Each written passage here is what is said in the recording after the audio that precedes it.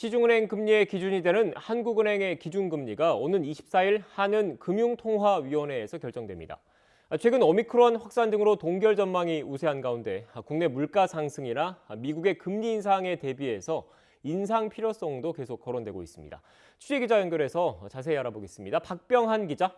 네, 경제부입니다. 네, 이번 금통위에선 기준금리 동결 전망이 높다고 하죠?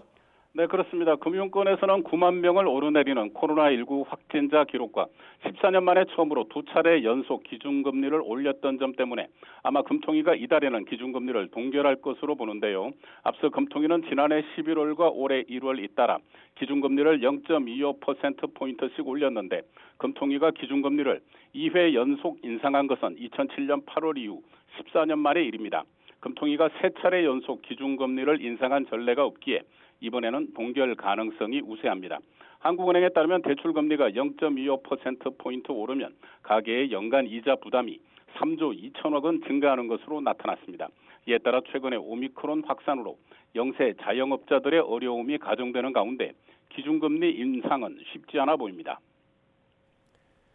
네, 박병한 기자. 그런데 얼마 전까지만 해도 기준금리 인상 전망이 우세하지 않았습니까?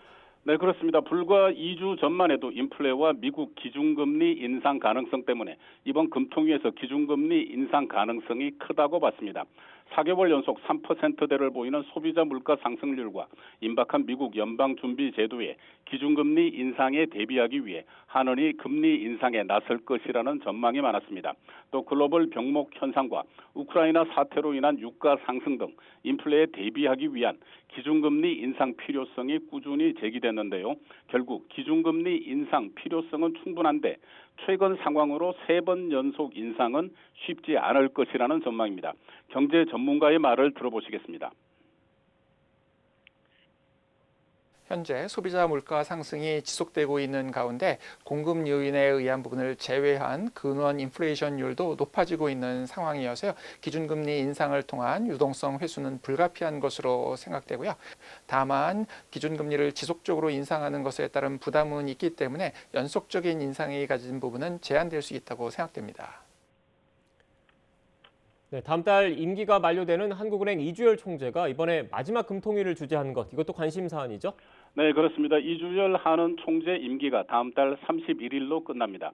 그래서 이 총재의 금통위 주재는 이번이 마지막인데요. 이 총재는 지난 1월 금통위 회의 뒤 기준금리가 0.25%포인트 인상돼서 1.5%가 되어도 완화적이라고 말해 추가 금리 인상 필요성을 강하게 시사했습니다.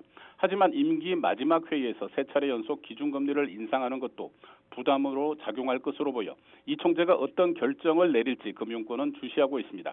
24일 금통위에서 기준금리 동결을 예상하는 전문가들도 대선이 끝나고 새 한은 총재가 주재할 4월 또는 5월 회의에서 기준금리가 인상될 가능성이 큰 것으로 보고 있습니다. 지금까지 경제부에서 전해드렸습니다.